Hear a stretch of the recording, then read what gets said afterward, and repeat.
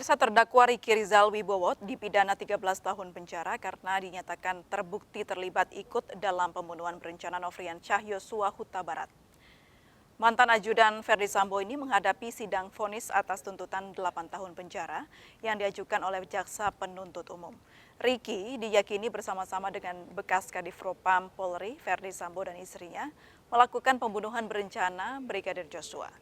Hakim menilai Riki Rizal terbukti penuhi unsur kesengajaan di kasus pembunuhan Brigadir Joshua karena Riki diperintahkan mengawasi gerak-gerik Joshua. Menimbang bahwa berdasarkan seluruh pertimbangan di atas, maka seluruh unsur tindak pidana dalam dakwaan primer melanggar pasal 340 KUHP junto pasal 55 ayat 1 ke 1 telah terpenuhi. Oleh karena itu, saksi Putri Chandrawati telah terbukti terdakwa telah terbukti secara sah dan meyakinkan bersalah turut serta melakukan pembunuhan berencana.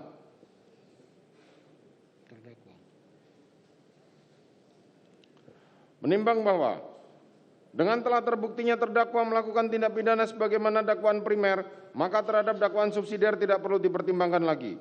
Menimbang bahwa penasihat hukum terdakwa dalam nota pembelaannya telah mengemukakan hal-hal sebagai berikut. Bahwa terdakwa Riki Rizal menjalankan perintah yang sah dalam menerima perintah positif dari atasannya, bukanlah perbuatan melawan hukum. Perbuatan terdakwa Riki Rizal tidak termasuk dalam kategori mewujudkan tindak pidana dimaksud. 3. Oleh karena tuntutan jaksa penuntut umum tidak didasarkan pada alat bukti yang sah, maka secara nyata terdapat keraguan-keraguan jaksa dalam melakukan penuntutan kepada terdakwa Riki Rizal. 4. Alat bukti poligraf yang diambil secara sah merupakan termasuk alat bukti yang sah menurut hukum acara pidana. 5. Saksi yang tidak hadir tetapi dibacakan oleh JPU di persidangan bukanlah termasuk alat bukti yang diakui secara sah dalam hukum acara pidana. 6. Perbuatan terdakwa Riki Rizal tidak memenuhi unsur-unsur dalam pasal 340 junto pasal 55 ayat 1 ke 1 KUHP. Menimbang bahwa atas nota pembelaan penasihat hukum terdakwa tersebut, majelis hakim berpendapat bahwa hal tersebut telah dipertimbangkan dalam mempertimbangkan unsur-unsur tindak pidana yang dilakukan oleh terdakwa dalam perkara ini. Sehingga nota pembelaan penasihat hukum terdakwa tersebut tidak dapat dipertimbangkan dan dikesampingkan dalam pembuktian perkara ini. Menimbang bahwa berdasarkan pertimbangan tersebut di atas, maka tidak ditemukan adanya alasan pemaaf maupun pembenar yang dapat menghilangkan sifat melawan hukumnya perbuatan terdakwa maupun yang dapat menghapuskan kesalahan terdakwa. Oleh karena itu, terdakwa harus bertanggung jawab serta dipidana setimpal dengan perbuatannya.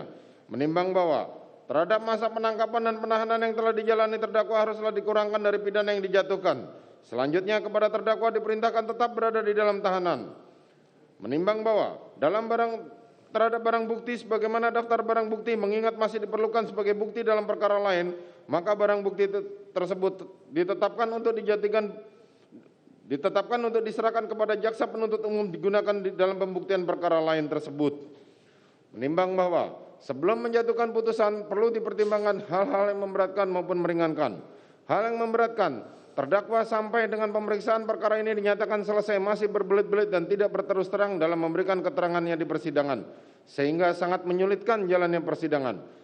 Perbuatan terdakwa telah mencoreng nama baik institusi kepolisian. Hal yang meringankan, terdakwa masih mempunyai tanggungan keluarga, terdakwa diharapkan masih bisa memperbaiki perilakunya di kemudian hari. Menimbang bahwa oleh karena terdakwa dijatuhi pidana, maka haruslah dibebani pula membayar biaya perkara. Memperhatikan pasal 340 KUHP junto pasal 55 ayat 1 ke 1 KUHP, Undang-Undang Nomor 8 Tahun 81 tentang KUHP, serta peraturan lain yang berkaitan. Silakan berdiri.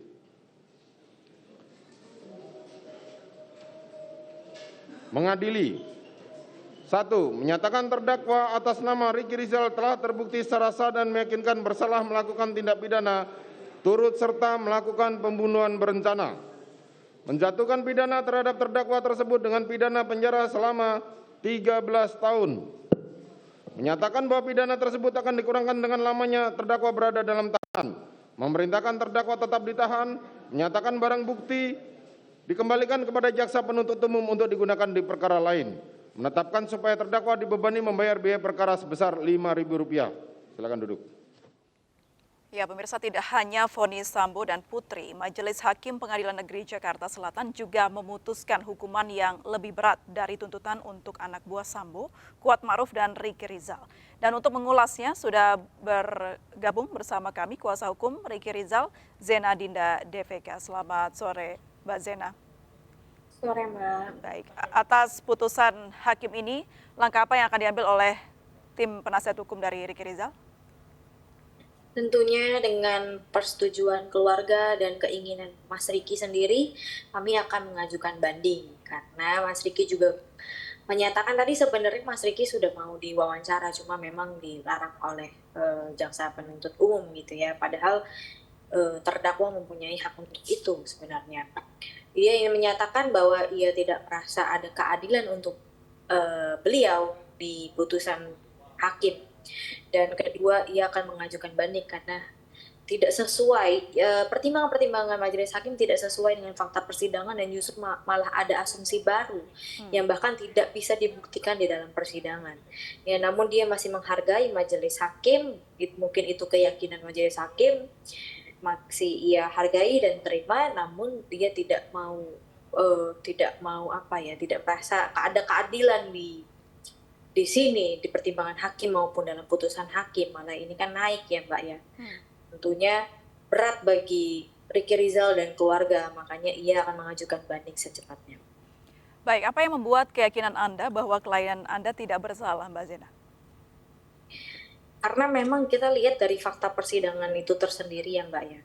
Bagaimana di fakta persidangan itu tidak ada yang membuktikan bahwa Mas Ricky itu yang pengamanan senjata karena memang perintah, karena itu sudah terpatahkan sendiri. Nah ini sangat disayangkan sekali bahwa majelis hakim mengesampingkan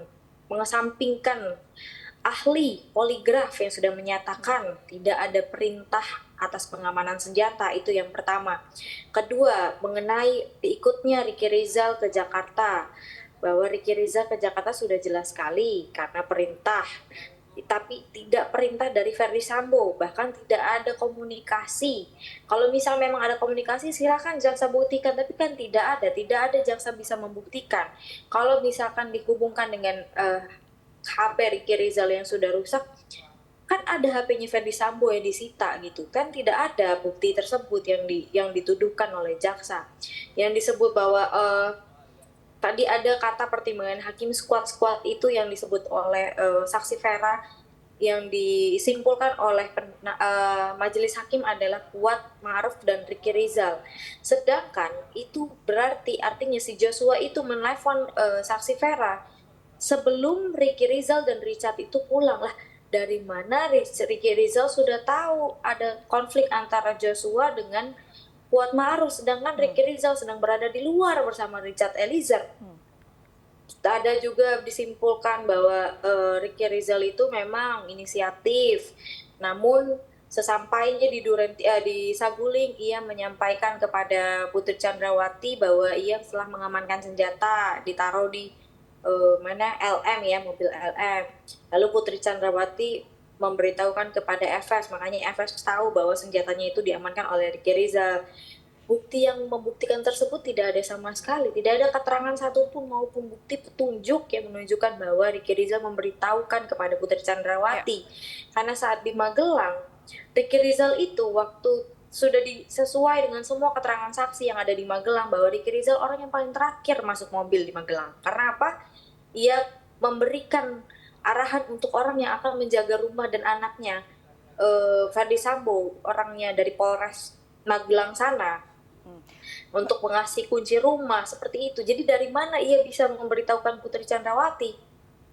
Meskipun majelis hakim mengungkapkan Ricky Rizal ini juga termasuk skuad di Magelang begitu ya, ikut hadir, jadi terlibat juga begitu Mbak Zega. Betul, padahal di situ waktu dibilang Vera, berarti saksi Vera menyatakan skuad itu yang disimpulkan oleh Hakim Ricky dan Kuat Ma'ruf lah. Di saat itu kan yang Kuat Ma'ruf doang yang sedang konflik dengan Joshua ya. Sedangkan Ricky dengan Richard kan sedang berada di luar gitu.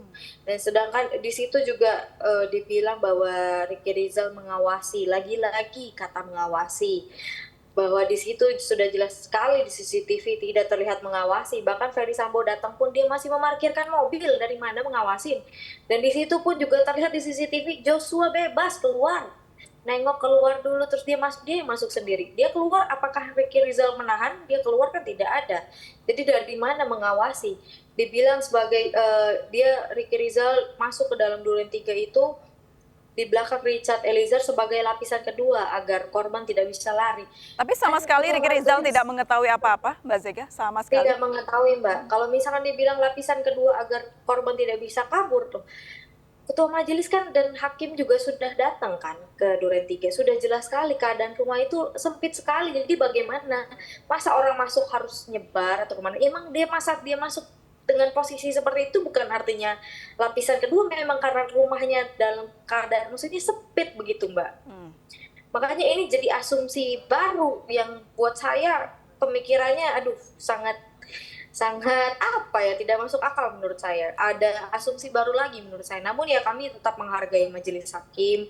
Namun kami tidak terima, tidak ada keadilan untuk klien kami yang sebenarnya di fakta persidangan tidak bersalah, tidak ada fakta yang menunjukkan bahwa klien kami bersalah, tahu perencanaan atau bagi susunan kata Ferdy Sambo di lantai 3 diubah kembali. Jadi sebenarnya yang diambil ini fakta persidangan waktu di persidangan atau waktu di BAP yang salah. Setahu saya isi KUHP itu fakta persidangan itu saksi itu yang diungkapkan di dalam persidangan bukan di dalam BAP. Baik, Mbak Zena, disebutkan juga hal yang memberatkan Ricky Rizal yang akhirnya mendapatkan vonis hukuman 13 tahun adalah berbelit-belit dan tidak berterus terang. Seperti apa respon dari kuasa hukum? Ya, buat kami dan mungkin termasuk keluarga juga keluarga Mas Ricky juga bilang, apakah keterangan Mas Ricky yang tidak ngikutin keterangan terdakwa Richard Eliezer makanya dibilang berbelit-belit? Apakah yang sudah jelas terpatahkan oleh ahli poligraf yang menyatakan bahwa Ricky Rizal jujur tidak melihat Ferdy Sambo nembak, itu juga diminta jaksa, kamu pasti lihat nembak gitu. Apakah itu karena misalkan dia bilang tidak melihat, itu juga dibilang berbelit-belit? Jadi apakah hanya satu keterangan saja yang dibilang atau disebutkan oleh majelis hakim dan kejaksaan itu sebagai kebenaran material? Kan harusnya tidak juga. Apalagi sudah terpatahkan itu asumsi-asumsi sebenarnya. Baik, ada harapan mungkin atau perkataan dari Ricky Rizal pasca penetapan atau vonis yang tadi dikatakan oleh majelis hakim? Ya, terdakwa beliau hanya mengatakan kepada saya, nggak apa-apa Mbak, saya hanya berserah kepada Allah Subhanahu Wa Taala, karena mungkin dia memang taat banget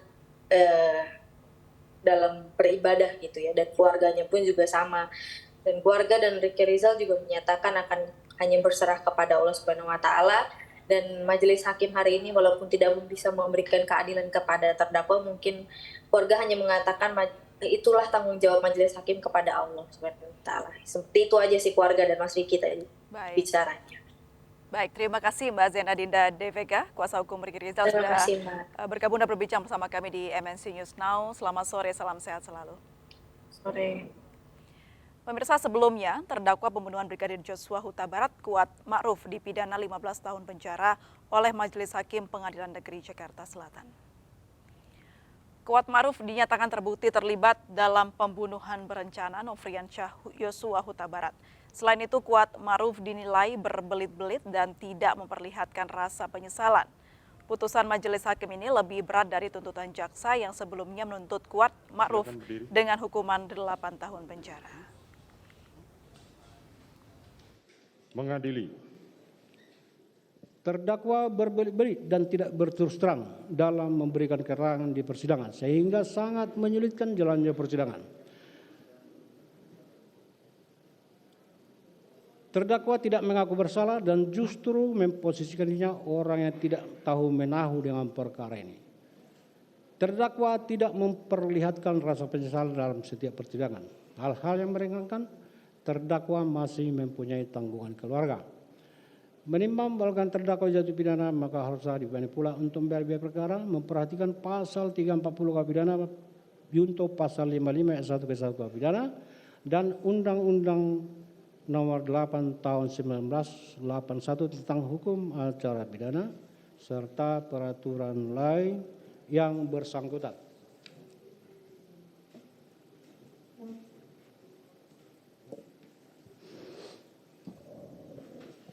Silakan berdiri.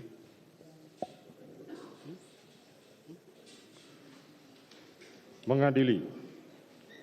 1. Menyatakan terdakwa atas nama Kuat Ma'ruf telah terbukti secara sah dan meyakinkan bersalah melakukan tindak pidana turut serta melakukan tindak pidana pembunuhan berencana. Menjatuhkan pidana terhadap terdakwa Kuat Ma'ruf dengan pidana penjara selama 15 tahun.